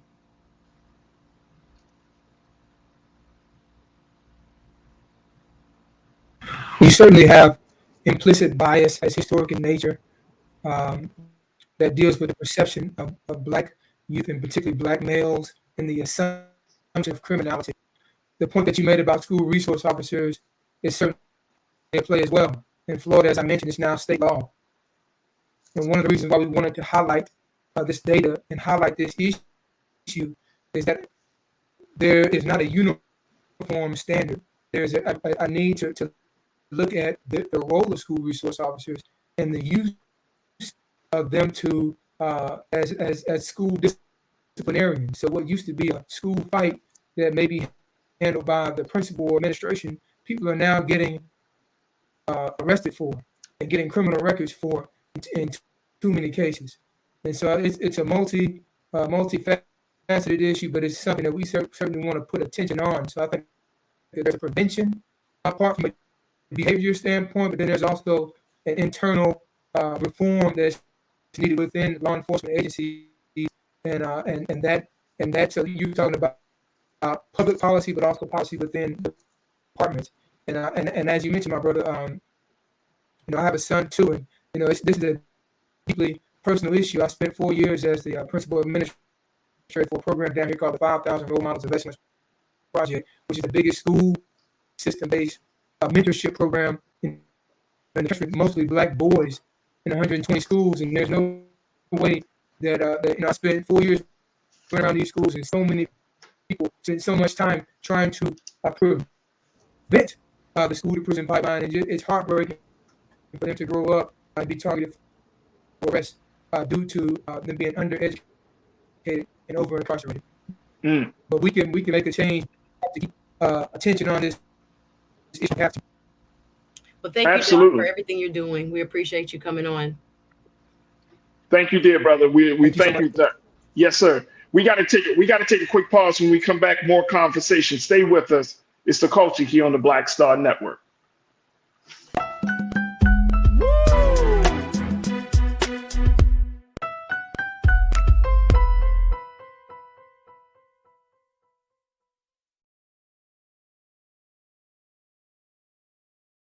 On his first day in office, with the country in crisis, President Biden got to work for us.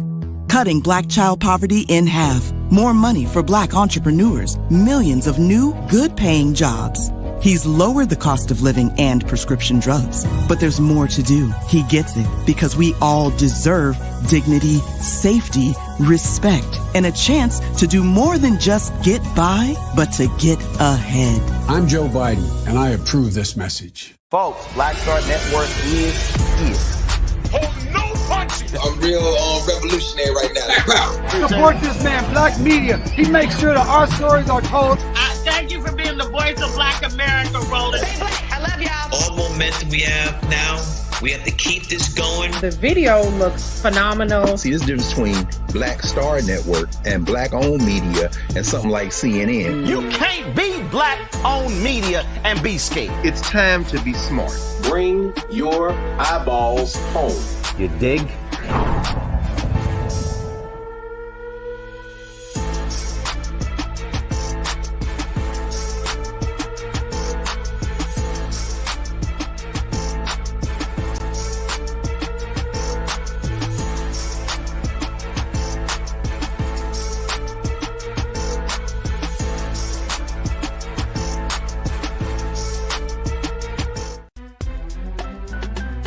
I'm Farajii Muhammad, live from LA.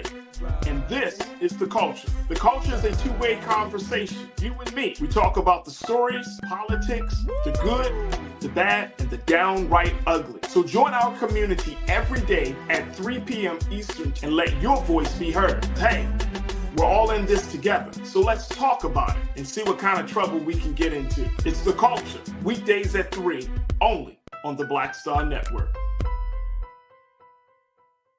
When you talk about blackness and what happens in Black culture, we're about covering these things that matter to us, speaking to our issues and concerns. This is a genuine people-powered movement. There's a lot of stuff that we're not getting. You get it, and you spread the word. We wish to plead our own cause.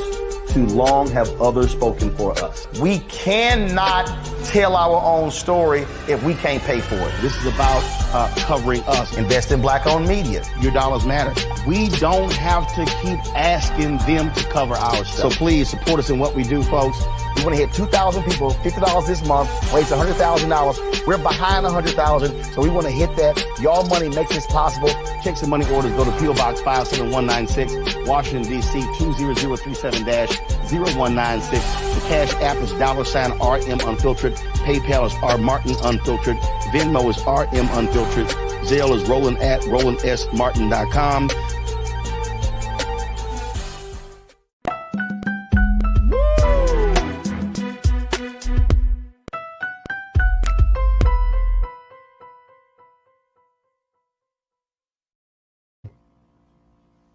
All right, folks, welcome back to The Culture here on the Black Star Network. I'm joined by my sister Suzette Speaks. Suzette, and I'm glad that we had at least, had the start of that conversation because it brought into focus a lot of things that this effort, this school to prison pipeline, I don't know about anyone else. It feels like it's a concerted effort. Like this is not some conspiracy. This is not something like that people just making up in their heads. Like this is really the track that we're on. So as a community, as a people, we really have an uphill battle in trying to disrupt this whole process, right? And it's going to take brothers like you brought on, Dr. Marcus Bright. It's going to take community. It's going to take a lot of people, man, to disrupt this. But the thing that kept going back into my mind, do people have the will to want to change this?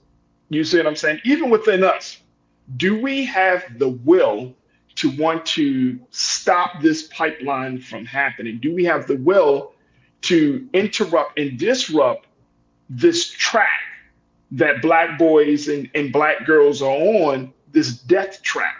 Right, this death track. So that's the part about it, because there are things happening within our culture. I love parts of our culture, and then I hate other parts of our culture. But when it comes to school, when it comes to the school to prison pipeline, I'm looking in the chat right now, Suzette, and people are like, we need morals back. We need parents that are more, parents that are parenting. Children need to know who God is. and having that faith exposure. I mean, we really have gone off track. We have allowed the school system to dictate the agenda and the journey of our children instead of us taking on this journey on our own. Yeah, I think there's a lot to unpack that yeah. we can go back and forth on, because even during the CBC discussions, I'm sorry I keep referring to them, but they were so enlightening. When I think about some of these same, talking points when it comes to, obviously, we're grateful if you do have good parents and your parents understand the school system and your parents are engaged and have the flexibility to take time off and go see your teacher and make sure they're asking for report cards and doing all the things that we, especially if you're middle class, you're used to seeing. But there are a group of people that unfortunately their children deserve a chance, but they don't have, whether it be economics, whether it be the understanding and the ability to engage the way parents ought to engage. And I think we have to be, very realistic. There are students that are going to have to lean into the school and its resources far more than some of us who have, good foundations, right? When I think about, again, I'm very lucky. Sometimes you don't think of yourself as being blessed in a certain way until you talk to someone who was maybe an ESOL or English as a second language person, where their parents can't even read the paperwork, much less know what's going on. So they are going to have to lean into the school to understand what is happening, and for teachers and other administrators and counselors to step into the gap. But again, when it comes to socioeconomics and, like I said, overall exposure, children, shouldn't have to be relegated to a certain outcome because their parents don't know better. And I think that's a very difficult question to address. And we in the community agree or disagree on how to approach that. But we have to be very realistic that not everybody's parents are coming to the school at the same level. And do we believe as a community that that child deserves a fighting chance, whether or not their parent is literate or can read or has 2 or 3 jobs and will never probably see their homework or those type of things? This is a reality. There are kids that come to school hungry every single day. And again, you can't imagine that, okay, school lunch could mean so much. There are a myriad of issues our students are coming to school with, and to say that parents have to deal with it or that they should. Now, I would agree with the should part, but many cannot or do not for whatever reason. Then we have to say, now what, right? What is the safety net? Do we believe in a safety net through the school system? And if we do, we have to fight for it. And I think to that point, it also opens up the conversation about, our expectations of government. Because I'm seeing, for example, you don't like my music. You said the job of government is to give poor kids the same opportunity as rich kids. But is that the case? There are various philosophies. Some people would agree, some people would disagree. That's what I'm saying. Multiple takes on that very statement. Right. Like should the government, how much should the government do? Where does the government intervention stop and community intervention start? You know what I'm saying? Like creating the balance and the boundaries around that. Because like the brother said, I mean, he's working in a quasi-governmental institution, right? Looking at all of these things, part of the Economic Advocacy Trust organization, and just trying to see this situation out. But government can't save us, Suzette. Can't, but it can make things more equitable. That I know it can. But so here's the thing. Now that I would agree with. It can make us. It can make things. It matters. Hey, can I throw in a caveat on that? Please, tell me. Only if there is the will of the government to do that. When you are at war with your government, this is the way Black folks are, the way we find ourselves, and look, the stuff that, if you really think about it, folks, the stuff that we're asking for from the government is not something outside of their purview of work. It's not something that's completely like, you want civil rights. What the hell is that? Nobody is saying. We want the same rights. We want the same opportunities. We want the same advantages and privileges, right? As white Americans, as Native Americans, as the majority, right? In this case, it will probably be white Americans, right? So we want those same things. But even with good-hearted, well-intentioned individuals in these governmental spaces, why don't the government, and I'm saying government as an institution, why do we got to go to war with a government or institution that says that it's supposed to protect and preserve our rights? In 2023, why does there continues to be a school to prison pipeline in 2023? I hear you. And again, I've seen this comment even below our shows after the show. If you're watching Team Replay, leave your comments on today's discussion. But people, I've seen someone ask, why won't the government just do the right thing? And I hear that loud and clear. But we have to just remember, that's why it all comes back for me, starts with voting. And there's no prerequisite to running for office in the United States except to be a citizen. But your own philosophies, your own background, your qualifications, depends on what the voters approve or not.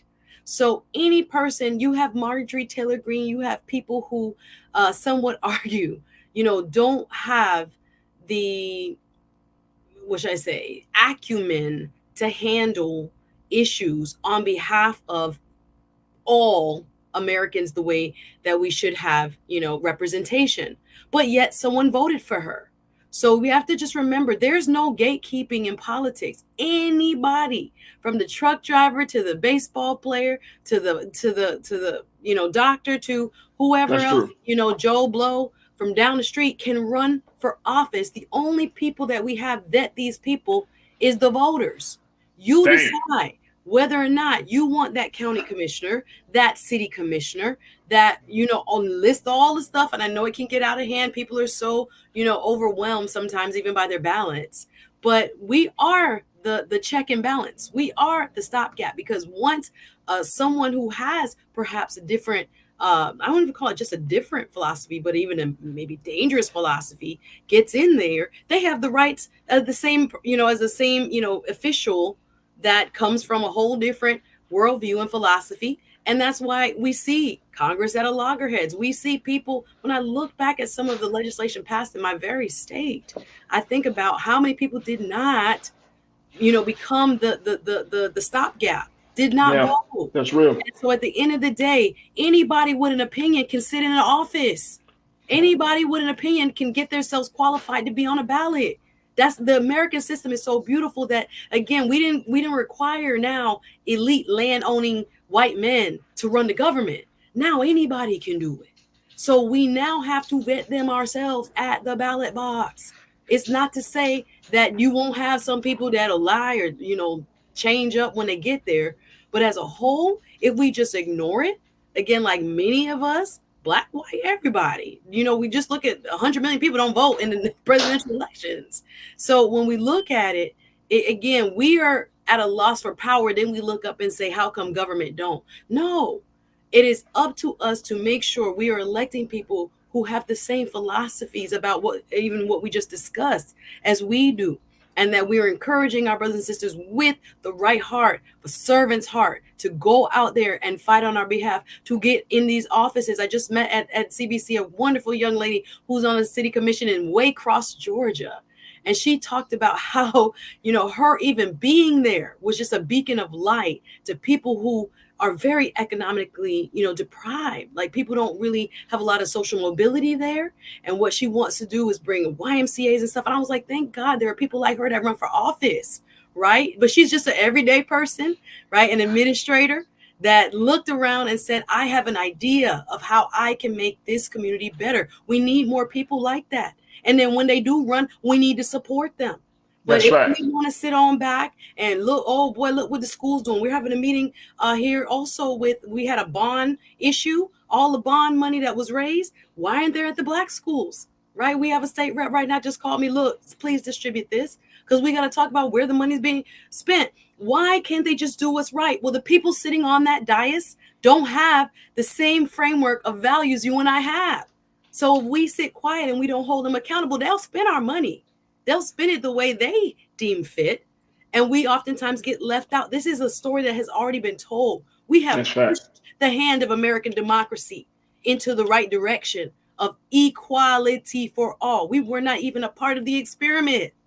right? So to say, well, they just gonna do what is right by us, we have. I can't. No, that's I hear you. I Suzette, I hear you. Suzette, I hear you. Yeah. I hear you. And I agree with you wholeheartedly that we have to change our relationship. But most importantly, we got to change our mindset, because at this point, the government is working, and some people say the government the way it is working the way it's supposed to. No, the government is actually breaking down. It's breaking down. Even for white Americans, for Black Americans, for Native Americans, for Latino and Hispanic Americans, for all of these groups of people, the government is not at the capacity that it can fully address all of the needs, the interests, the demands of all of these groups of people. So at some point, Black America has to step up and say, like you said, we got to be the stopgap. We got to shift something. We got to do something different. We got to have a different relationship. All right, speaking of government relationships and all of the good things, final few moments.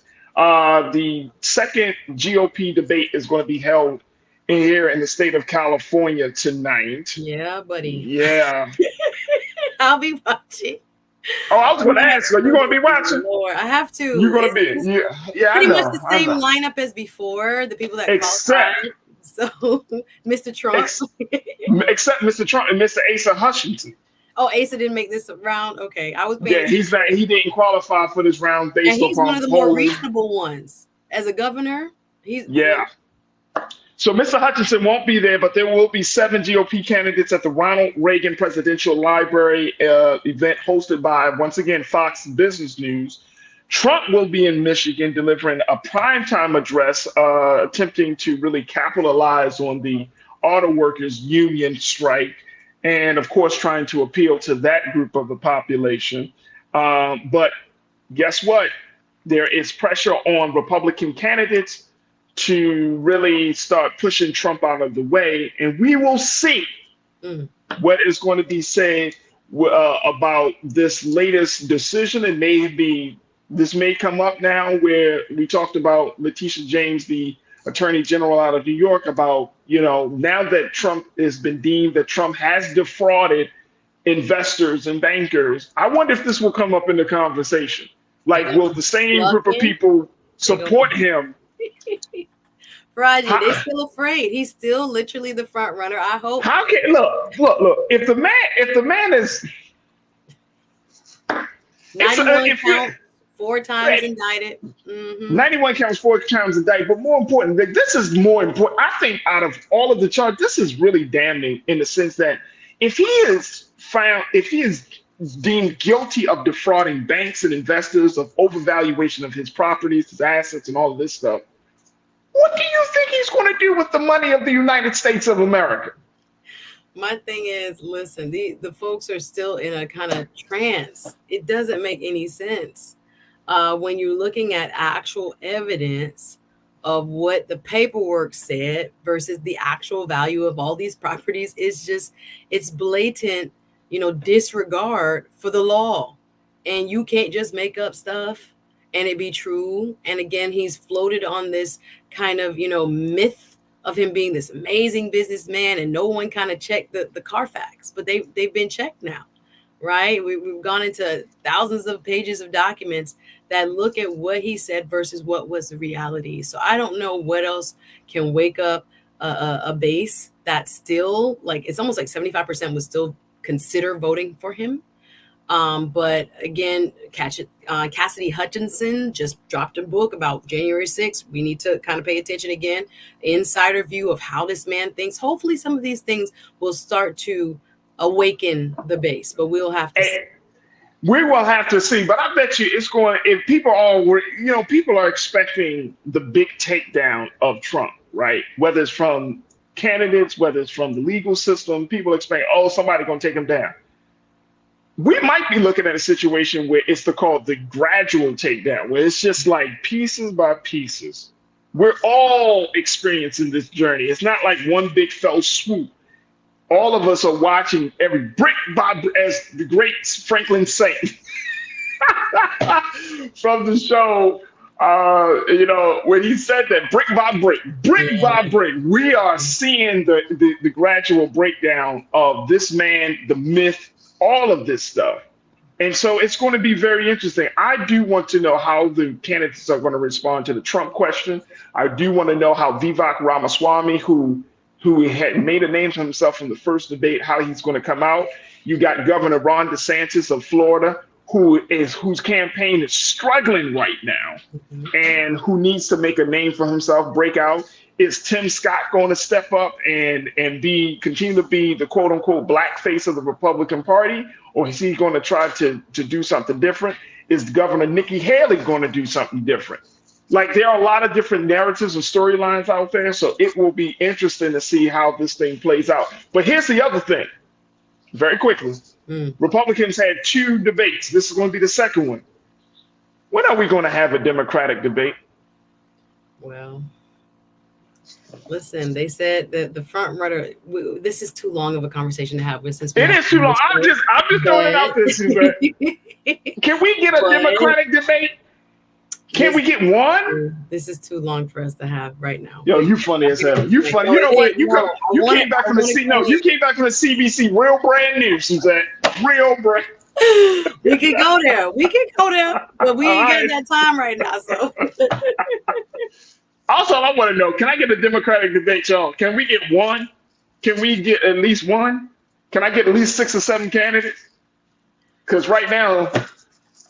But again, none of those other candidates poll higher than 1%, Farajii.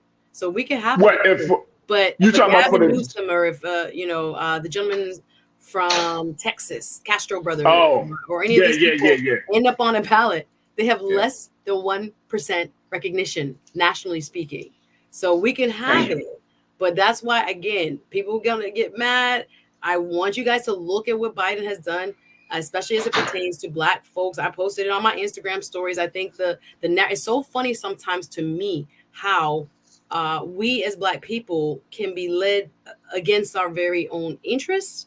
And again, we can talk about the third party, we can talk about other things, but when we know the outcome is that a country that is 50-50 divided, if any part of that base moves a little bit, you're giving it to another person. I think there is a lot of discussion that needs to be had about direct implications, but also the successes. I think the messaging around what has actually been done is very convoluted. We need it much more straightforward so people can understand how this current administration has worked on their behalf. But nonetheless, I just came back from CBC, so I'm it's all good. Brimming I love the energy. I love the energy. All right, go into, but I know we got to go.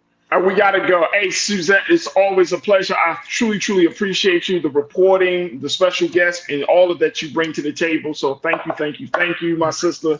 Always good to reconnect with you. And hey, y'all, if y'all didn't know, Suzette was on Cloud 29 when she visited our station, our studio in Washington, D.C. She went to see a taping of Roland Martin Unfiltered. It was, let me tell you, Mr. Martin don't play about his stuff, right? But I know all the equipment.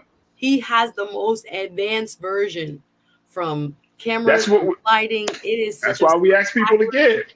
He competes with CNN all day. When I walked in, I was like, yes. It was amazing. So look, that's why we ask people for their support. I mean, y'all thinking this is the support goes into making sure that we have the highest quality of equipment. We get the greatest, some of the dopest professionals out of the industry to be a part of these productions. I mean, hands down, I got one of the best teams in the industry. You know what I'm saying? From investments, guys. This is what brings our perspective. This is what we do. Public, I saw it with my own eyes. So I said, okay, I know. She's a believer now, y'all. She's a believer. We got a convert now. Right, for real. Hey, don't be surprised y'all see the Suzette Speak show on Black Star Network. Just don't be surprised. You never know, Farajii. But don't be surprised. There, I saw it, firsthand. His amazing crew, 5-6 folks that help produce. You think it's simple? It's not simple. Those live shows, a lot of moving parts. I got to meet U.S. Senator Reverend Raphael Warnock while I was in studio last week. It was an amazing experience. Shout out to the visionary, Mr. Roland Martin, and again, Absolutely. his top-notch facilities that he has set up. Again, Black excellence at its best. That's all I got to say about that. There it is. There it is. Suzette Speaks. Make sure y'all follow her on all social media platforms. Check her out on her YouTube show. And make sure y'all support her on Pantheon. Man, she's doing a fantastic work, always having the dopest conversations. And y'all know how she brings it here every Wednesday here on the show. And we're just so grateful to have her part of the team. And she's officially now been inducted into the Black Star Network family. Not only has she been on the show, but she's been to the headquarters. To the studios. Let's go. Thank you, Farajii. She's been baptized now, y'all. Baptized. There it is. You. All right, my brother. Bye, Coach. Talk to you soon. See you next week. Thank you. All right, peace, Suzette. Thank you so much. All right, folks, that's going to do it for us. Thank y'all so much for checking us out. Big shout out to my online culture crew. Y'all are doing a fantastic job keeping the conversations going. Big shout out to all of those who invested in the work that we're doing here at Black Star Network. Folks, make sure you go to our website today. If you haven't had a chance to invest, you can do so today at blackstarnetwork.com, blackstarnetwork.com, blackstarnetwork.com. You can download the app for free on all of your devices. Follow us on social media, but your financial donations, as you heard our sister Suzette say, getting state-of-the-art equipment, getting high-class quality professionals to work behind the scenes, and more importantly, to deliver programming that is culturally relevant just for us here in this time at this moment. So, folks, make sure you give your hard-earned money to something to help it. We're not asking for $1 million or $1,000, but whatever you can give, it's always helpful in pushing us forward in this digital movement that we're a part of. So go to blackstarnetwork.com. And we want to say big shout out to all of our distributors, Amazon News, Plex TV. We also shout out to the social media for continuing to deliver us in this space on YouTube and Facebook. And I want to give a major shout out to my production team, Joel, Shannon, my sister Lise Winnie, Maddie B, my man Chris, and of course King Keenan for making this show happen each and every day. Stay tuned. Up next is Roland Martin Unfiltered at 6 p.m. Eastern Standard Time. As always, never be afraid to challenge what's wrong, stand for what's right while being yourself in the process. God willing, we will talk tomorrow for another exciting edition of The Culture right here, only here, exclusively here on the Black Star Network. Peace.